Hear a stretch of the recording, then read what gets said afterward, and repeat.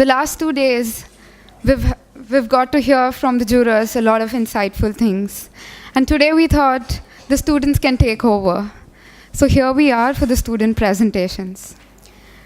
It was during one of my classes, the professor, while talking broadly about academia, said offhandedly, "You're more than just a graduate student, you know." And it was so simple, so obvious that I already knew it, except that I didn't really know it. And that moment, I had my ultimate school epiphany. I'm sure most of us have felt this. Today, we are on the brink of our journey of student life and preparing ourselves to enter the realm of profession. Conceptualizing oneself as a professional would change a lot of things. Discipline, work patterns, and so on. In this juncture, competitions might help us to get accustomed to this paradigm shift. It definitely builds on our skills and abilities of students. The challenges of a competition prepares one for larger tasks of the world of profession. In this regard, what is the role of competition in student life? Could they generate larger opportunities? How can competition culture coexist with academia? And what are the learnings from a competition? To stir this debate, we have 4 student presentations followed by a discussion. The first, the academic projects which were discussed at international platform, that is the DR, Design Resilience in Asia Competition 2016 in Singapore. How a student project becomes a part of the larger discourse of the world. So we have Shalin, Purvi, Devshri, and Prashik. The second, where the challenges of different approaches to competition, where one being the author, the other as a contributor with a larger group. So the Renzo Piano Workshop Competitions by Srinivas Narayan. The third is the journey of a student becoming a professional, a final year project as an entry to a national level competition, NIASA, and then to the level of a TEDx talk by Niharika Sanyal. And the fourth one, the role of presentation techniques in putting forth an idea which changes the competition. The Urban Nomads Competition by Shailaja Patel. Good evening to all. DRIA competition is floated by National University of Singapore since 2 years. So this time the objectives were addressing the issues of water-based event such as flooding, particularly prior, during, and post-disaster by proposing in architecture and urban design, innovative building technology, planning policies and guidelines to endow, support, amplify, and maintain communities' resilience. Just a brief about the site. The site is situated in Valenzuela City, Philippines, and the area of focus is the Polo River that links Polo City Center with the Mekayon River. To begin with, what is resilience? The resilience is the ability of a system to cope with a change. In context of social system, resilience is the ability of a social system to respond and recover from disasters and includes those inherent conditions that allow the system to absorb impacts and cope with an event. The adaptive processes that facilitate the ability of social system to reorganize, change, and learn in a response to a threat. So now we are going to narrate a story about bridging a flood cycle, which is a self-help design strategy for resilient communities. In this system, designer creates a bridge by engaging community in the process. As a resident of Philippines, I feel that life is made up of different phases around the natural hazard, and it has been a part of our life to deal with this hazard. Hazard is not a problem, but livelihood is. Maintaining livelihood is a big problem. When I came back to Valenzuela after a long time, I saw a vast difference in this place. Starting from the lively streets, plaza at the church, beautiful sunset at the floodgates, even swimming in the clean Polo River, spending time on the decks, fishing in the evening. It's a happening life over here. But today, suddenly I heard an alarm at 3 a.m. in the morning, and what I see is raining heavily with thundering. I see a lot of people watching TV, chit-chatting on streets, and informing each other about the flood. They are also shifting their belongings inside. Now, the water has reached on the plinth level. What should we do now? We can remove the lightweight panel so that the ground is open and water can be passed by easily. We can shift to the first floors and terraces. Instead of load-bearing structure, the construction is done through the structure and removable panels. The water is gushing through houses, and people are shifting to the attic floors and terraces within the neighborhood. Still, all of us could not be accommodated within the neighborhood. Now what? Earlier, people had to wait for help to come through boats, but now we can help ourselves. We can use bridges as a secondary streets to the rescue centers. So, how do I know where the rescue centers are? We can use our mobile app to locate the nearest community centers, maximum within the walkable distance of 4 minutes and 5 minutes, which includes off-the-grid institutions at the highlands, open public spaces, parks, and institutions on the lowland. Now we have arrived at a community center that functions as a multi-purpose center according to the situation. So this is how we presented at a competition, and now we will rapidly run through the presentation. After observing existing architectural elements of the site, deriving guidelines for designing housing unit with the community engagement, using kit of parts that would provide flexible and feasible houses. Summing up our concept of a design at all the scales, at the settlement level, improvising landscape, at neighborhood level, uniting community from isolation, at cluster level, connecting people, at unit scale, access to the sanitation. Hence, resilience is a process, not a product, which has been achieved through strengthening the existing fabric and providing self-reliant strategies, engaging community at different scales within different phases of a life cycles. In this case, role of a designer is very important. The role of an architect is to mediate between the needs of traditional settlements and respective edifices comprising of those individual families and communities. Hence, the architect is a facilitator who identifies assets and finds most efficient ways for community to work with them. Proposed scheme minutely talks about the role where the decision is made being authoritative as well as when it is participative. So it is a well mixture of top-down and bottom-up approach. So now we would talk about other approaches by different university that presented at Singapore University that would provide multiple lenses of looking at the issues. For example, our narrative was based upon life cycle. Different proposal address the problems depending upon the area of focus and concerns that changes the concept and strategies accordingly. Safe waterscape. The keywords were sustainable, accessible, flexible, and logical. This proposed scheme creates network of neighborhood through public parks along the river and canal, which reduces the flood risk by increasing the capacity of open spaces and become recreational spaces, which can also give flood protection.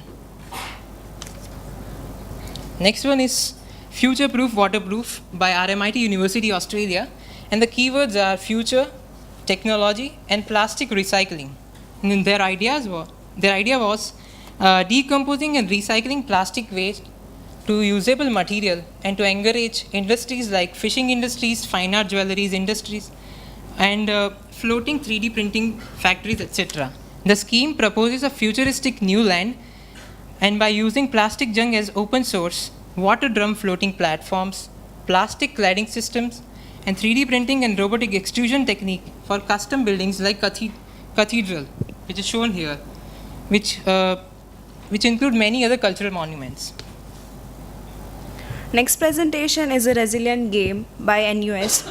Their keywords were flooding as a disaster, productivity, and lifestyle. The proposal was designed as a spontaneous game with floods, and assets of the game were people, space, and time. The strategy was divided into 3 rounds, which would deal with safety, sufficiency, and life quality respectively. Players of the game were local fishermen, local government, global NGO, businessmen, netizen, and tourist. They were allotted their role according to the stages of the game. And the last presentation is a Resilient Grid by NCKU, Taiwan University. And the keywords are a chronic issue of electric power, power systems, and flood recovery. In case of flooding, the first thing that is done by the power manufacturer is to switch off the power grid. Community center in each region of 50 to 20 houses to strengthen the social relationship, which would become a temporary assembly's place in which residents can also generate emergency power during the flood without electric supply and can solve the problem of lower power generation. Thank you.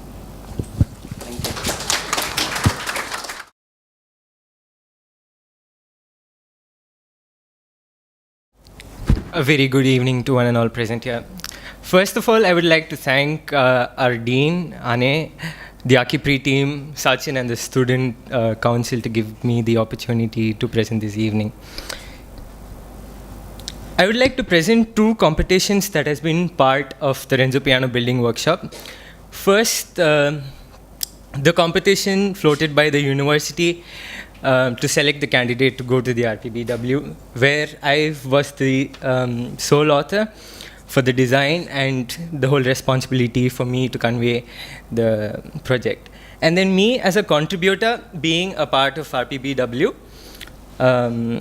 in which it participated. So tonight, so this evening, I would like to present both the projects in the framework of how the intent and how do we present and represent our projects. So the first one, the brief for the internship competition was to build an office block in our very own campus. The background for the project lies in the history of the campus. From its inception, CEPT collaborated with various autonomous institutions like the Community Science Center, the Kanoria Art Center, the Hati Singh Visual Art Gallery, with a vision of sharing ideas, resources, and hence a common campus. So that's the FA building, and we have the Kanoria Art Center, this is the Hati Singh, and that green was the site for the office block. So the new office block was an extension to the Hati Singh Visual Arts Center, and the site chosen, if you see, was not only at the threshold, but was also an important connector between the southern portion of the campus to the north. So it occupied, so this was the site chosen, and that's the Hati Singh, and this path leads to the Kanoria campus. So being a part of the same campus, every building in the campus occupied its own space and had its own gestures to welcome people. So the intent of the proposal was also that like any other buildings on campus, its gestures should hail the relationships to all the institutions. And everything had to get composed in an A1 sheet, so how I composed my sheet was that there was one portion which talks of my observations, and the last section talks of the architectonics and how it gets manifested in the real time. So now the main focus and the paper space was composed of how my intent has translated to design. So the drawing played an important play here. So if you see, so this was the main section where it talks of, so my main intent was that the office block would be a gateway to connect both the sides of the university, so, like in this. So the drawing shows a part of the Hati Singh which gives a double volume, which gives a nice entry to the Hati Singh and the Kanoria Center. So this bridge there does not serve any specific function, but then the gesture of the bridge suggests that we are entering another campus. So yes, so that was the project. Then now I move on to the next competition. Then in February 2015, I finally got the opportunity to be a part of the RPBW. All excited to work, I reached the office on a Monday morning, and then I realized, then I got to know that the project I'd be working on, the deadline was the next Friday.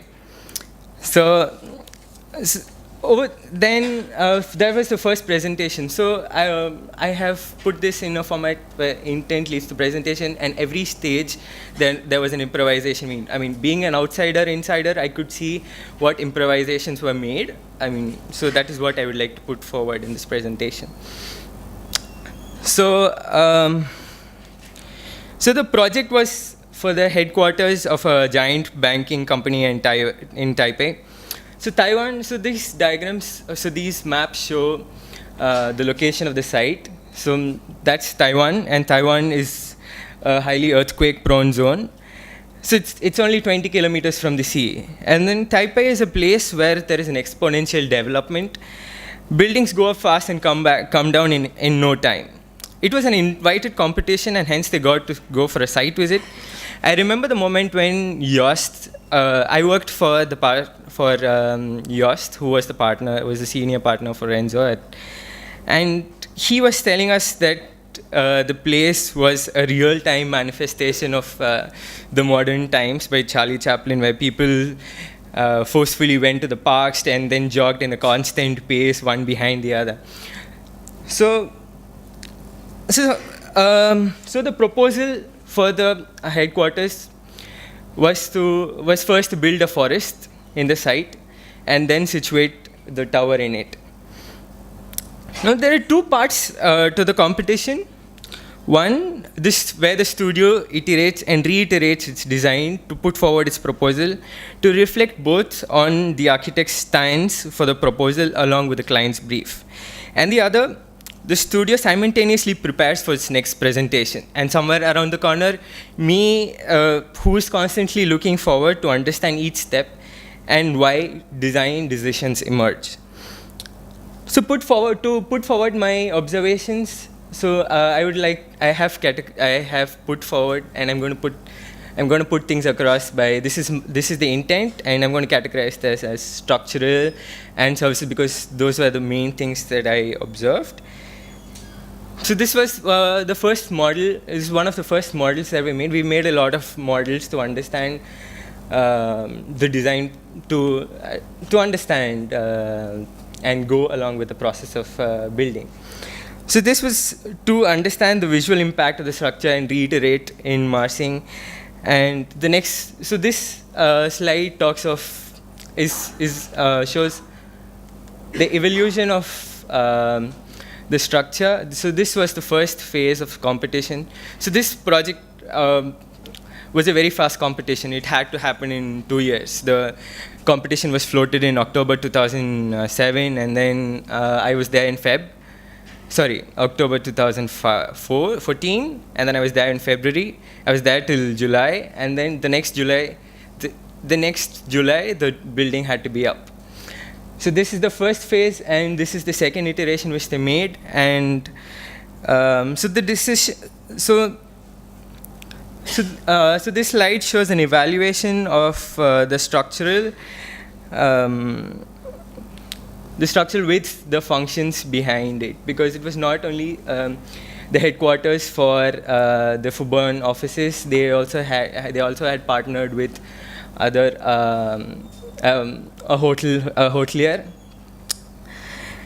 to and now so this is so now the ground becomes the most important thing, because the main intent was to create a forest and then situate the tower. So over the period of time, what had happened is that for every presentation, so every presentation had its own intent. For the architect, first was to qualify, and then how he visualized his intent, his stance for the project, and how it got implemented. So the ground became very important, and so this was the last model in July which I made to show how things on the ground works. So the drawbacks of the physical model was compensated using diagrams. Now this shows things, and this is a diagram which shows about how services and lifts work. So, and this is a model. So all of these, of course, all these decisions were the outcome of not just the architectural practice, but also the structural, mechanical, and the electrical engineers of Arup. So the main advantage was that, I mean, I was very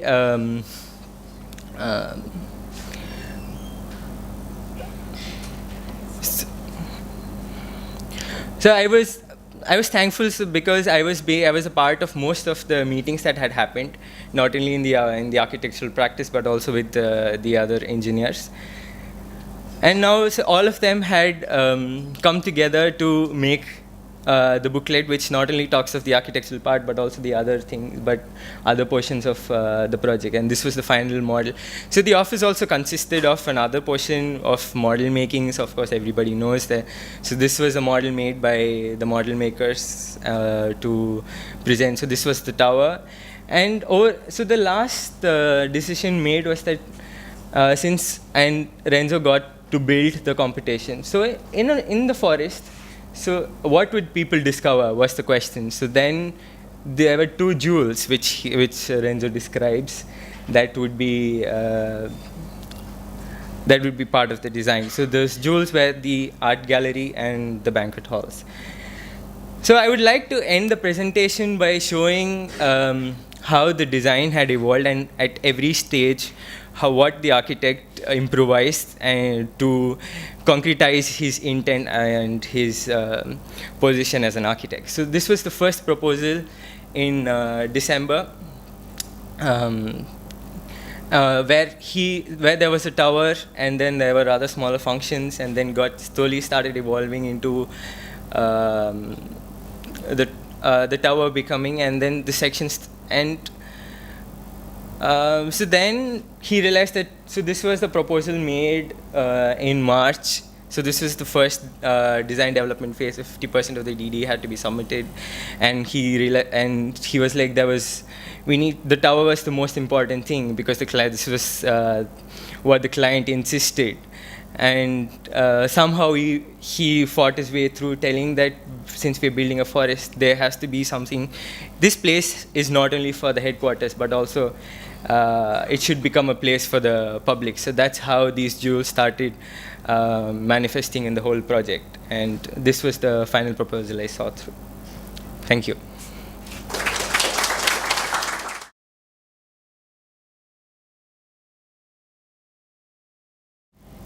Hi.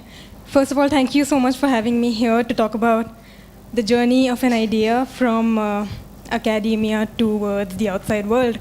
And I hope that in sharing the story of this idea, maybe some students can kind of reflect on their own questions about their own ideas. So it was sometime in my third year, while I was in CEPT, that I had this realization that I was never really the kid who liked playing with Legos, who really liked to put things together. So I wanted to drop out of college and study literature. But a lot of people, of course, advised me to just hang on and go travel and then make your decision, so I did. But I had to know.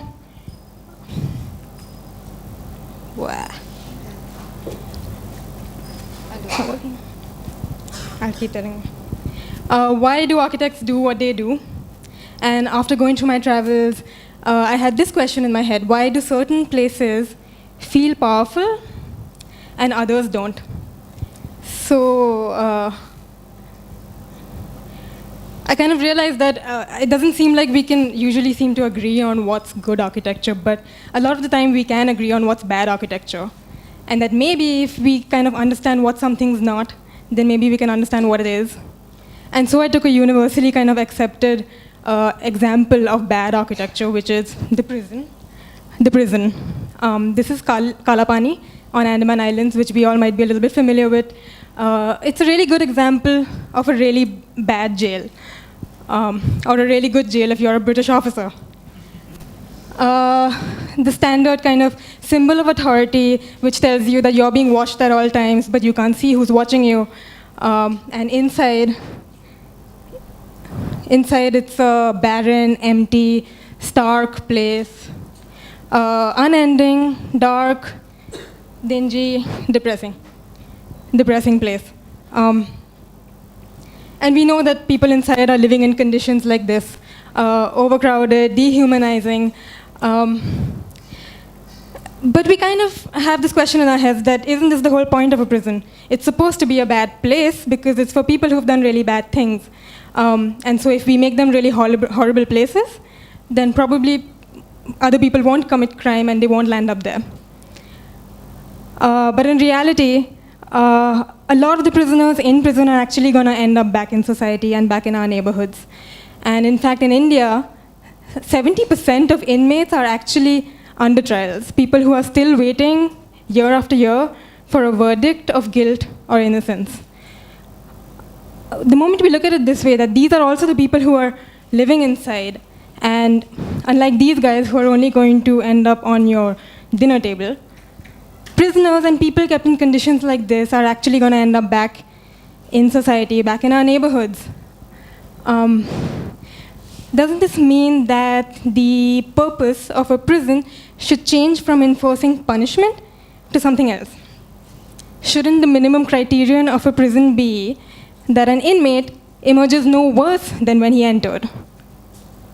But that's not really happening. In fact, prisons are actually becoming breeding grounds for hardened criminals. So I really do strongly believe that the environment affects us profoundly.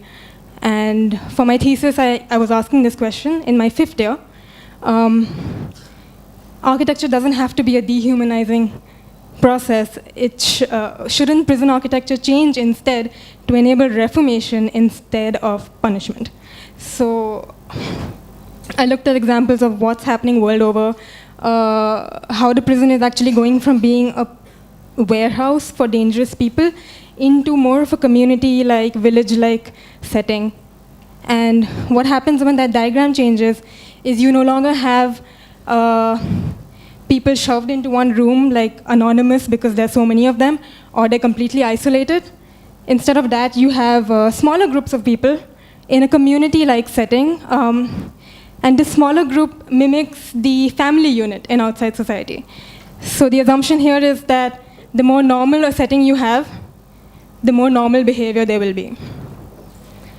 What also changes when this diagram changes is that you no longer have an invisible guard in a high tower watching your every move. Instead, the community monitors itself, the community is responsible for itself, and it's a system based on this human relationship. So I asked these questions. Basically, I was looking for my own project. I was looking at how to create more healthy community relationships, how to integrate with nature because nature sensitizes you and it's therapeutic, and working with scales to make them more relatable to the human, each individual inside this place, and open up the view towards external space, have more contact with the view outside. Now, of course, I'm not saying that we should, use taxpayers' money to make 3-star hotels.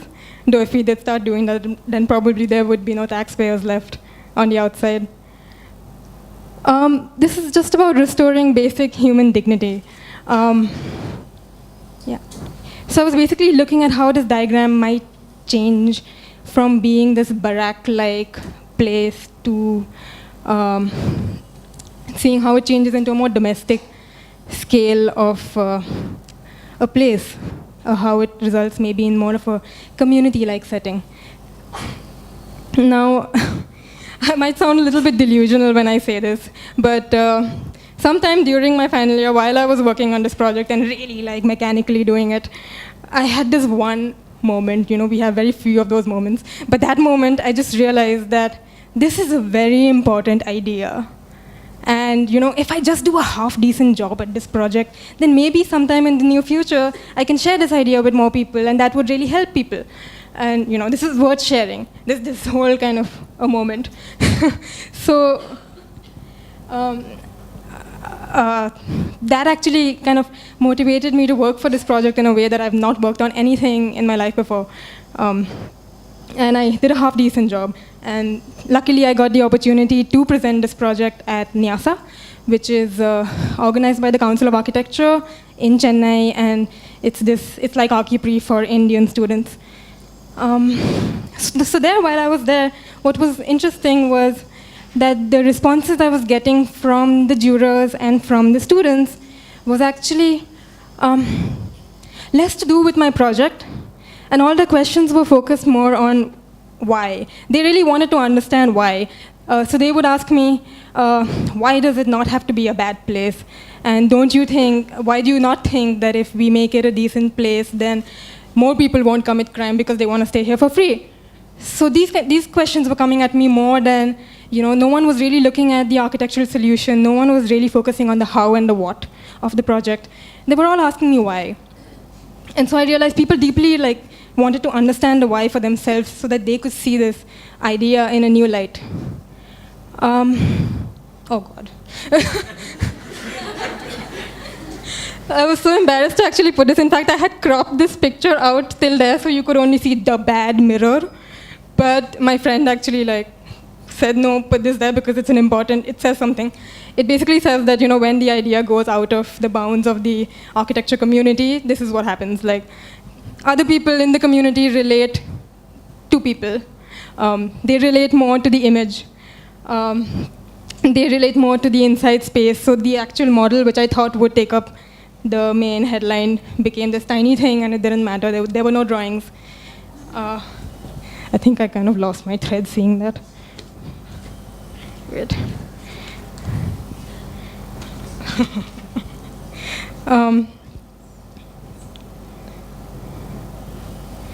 Yeah, and the other good thing that really happened was a lot of the students who were present at Nyasa would later on kind of approach me and say that I'm trying to push for this kind of a program in my school, and not all institutions are as open-minded as this place. So a lot of students were like, I'm trying to push, my faculty don't want me to take a program like this, but I think it's important, so I'm really trying to fight back. How do I convince them? So that was inspiring in a way, because a lot of students were taking up, really thinking in a way that usually maybe the fraternity doesn't think of architecture that way. And this idea was reaching out, so I was quite content. I let it rest. In 2014, I said, done, enough, bus, okay. Then 2 years down the line, this April actually, I got a phone call, and they were like, we want you to speak at TEDx about why we need to humanize our prisons. And of course, initially, my first reaction was to listen to the goblins in my head, and they were like, we're getting too big for our boots, don't you think? Who's going to listen to you? This is a student project. But fortunately or unfortunately, I'm a little bit delusional. And so I really do kind of believe that ideas have a life of their own. And it became quite obvious that even though I had tried to bury this idea, it needed to, it wanted to come out. It wasn't ready to stay in place. So I did have to present at TEDx, and it was a nerve-wracking 2 months of preparing for it. And unlike previously, where the project was actually the medium for this idea at Nyasa, in this case, I had to be the medium for the idea. So I had to make myself as presentable as I had to make my project the previous time. And this was difficult for me because I'm an introvert and I don't go on stage.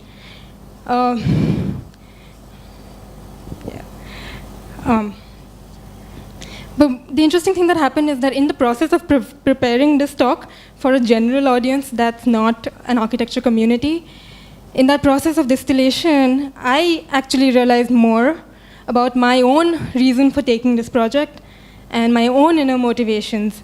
And I realized it had really fundamentally to do with this question, how do we live a better life, and how do we go from being in a horrible place to coming out stronger and better.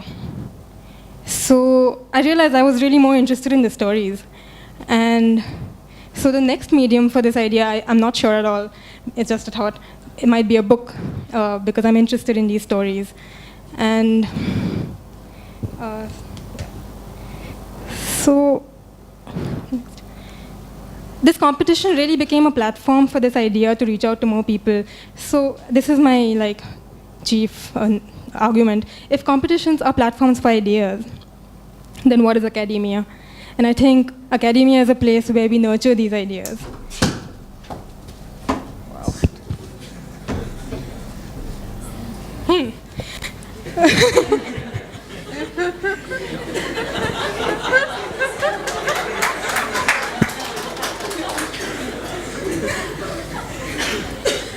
Wow.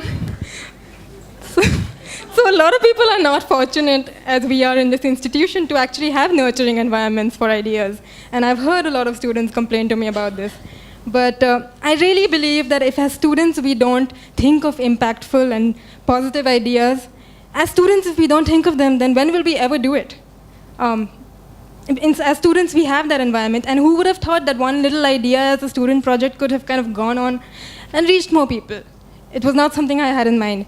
So I really think this nurturing environment is what's needed. And in fact, when I was doing my final year,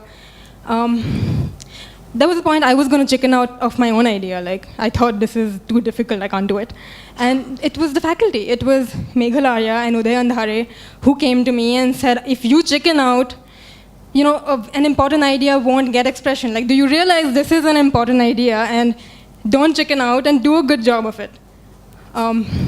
So I did, and I tried at least. And so now in retrospect, I do believe that studio is more about this process of asking questions that begin with why. And starting with that, as much as we talk about the how and the what, because we are an architecture school. And now that I've actually graduated and I'm on the other side, I see more and more that it's actually this process of asking questions that begin with why that stay with you longer. And I don't know what I'm going to do next, but I know that this is going to continue. And what happens now is that every small little thing I do, I see it as having the potential to leave some kind of a positive impact. Any small little thing I do. So I think this is the most important thing that we learn from academia.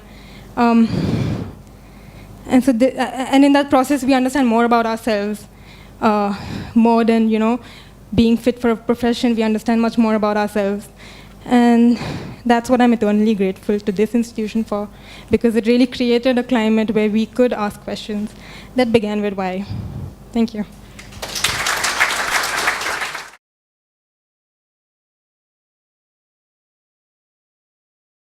Good evening. I'm here to present a competition project called Urban Nomads. I did it with two other students, Samarpan and Aditya. So, a warm welcome to the land of nomads. So starting with it, the basic idea of Urban Nomads was to motivate people to go to the far forgotten natural outset and bring them back to the urban fabric and show its traces. So the design brief went something like that, we were very interested in instigating this very process of going out to the natural outset and coming back with its traces and showing it back to the urban fabric that has somehow lost it by technology or anything. So the entire process goes in decoding this brief. We were actually romanticizing this idea of going back and coming and going back and coming. So the brief mentioned that it has to cater to user groups, the professional photographer and artists. But for us, it was a very important question as to if a nomad, who should it be?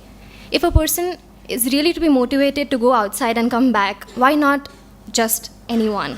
So this was first standpoint that we took, and that was that anyone can be a nomad. The second question was, why should anyone be motivated to go? So again, coming back to the point that in this advanced technological nation or anywhere in this world, we have somehow got into digitalizing the nature and not going to the real experience because people hesitate, the safety, the security, everything like that. So how are we to cater these issues as a designer? So the next question is, what do we do as a designer? Do we create a completely different atmosphere which allows a person to go being assured that nothing is going to happen to you? So this is a question. I would, at the proceeding of the presentation, try to weave all these back. So, okay, this is the diagram which is half cut, I don't know why, showing the state of this particular phenomenon taking place where if we want anyone to go and experience this state of nature, it is not easy because we have our psychological mindsets and then we are not experienced enough or we lack confidence. So as a designer, are we also to cater these awareness that has to reach any normal person and, you know, they should be able to go out, why not? So there are different stages. some people are experienced, some are not. Like, I was portraying my mother all this while. Why can't my mother be a nomad? And how? So, in the place missing, there is this comfort zone where we are held, and then there is the lack of experience. The experience comes through awareness. If you have experience, you are confident in yourself. But if not, then what should be done?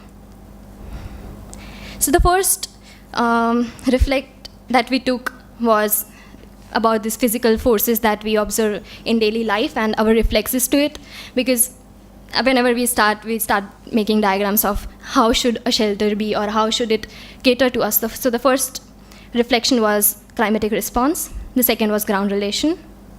The third was being flexible, and the last one being compact, because at the end this particular whatever, the shelter or dwelling, had to be a transportable shelter.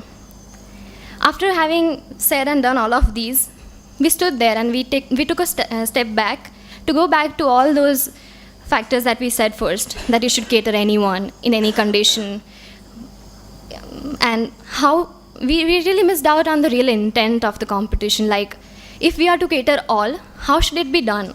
Is this the only way of creating a physical dwelling? So then we came up, these were still more diagrams of how a person would engage. So all of these stay, having a kit, sheltering someone, having the physical form of it. But then, what is the real intent that we are looking up at? So then we drew our line, and that was a bag. This is a bag that any traveler would want to take, and it is a shelter in itself. So it was designed basically for anyone to put a kit in their own accordance and then take it with their basic necessities. Designing this kit was not making a plug-in, but a device in itself. So firstly, we incorporated various basic necessities that anyone who is going out, being experienced or not, would take it, the optimums. And then the second part was the skin. Now this skin had various elements and pockets that were to be incorporated in this bag.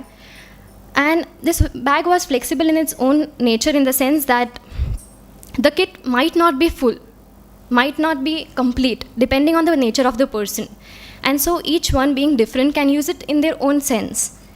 So the next few images would be of how we demonstrated it. The first two images we demonstrated saying that there are different climatic conditions and different terrains, and we again missed out on the intent. This did not really portray the crude idea that we were trying to depict of being anywhere, in any condition, having any base there. So the next few images are coming back to that idea. So here you can constantly keep on looking at the right side of the slide, where the kit keeps changing depending on the person. For the first one, it's an experienced traveler who has been to a place many times. The second one is who has been there once or twice but hesitates to be there. The third one says that, no, I'm going out for the first time and I'm scared. Also, we find at places different equipments or established systems over which this kit should work, and so the next few demonstrations are about it. This is the debris of an aeroplane. This is a cave, and that's a tree. The brief mentioned clearly about two professional groups going out. That was a photographer and an artist. So the kit being available to all, we still tried to extend itself for being more than just being a kit. So if the professionals would take out, these were the just two images that we thought would add. So that's an artist. Yeah, so the question is, born to roam, everywhere is home, then why build it? Thank you.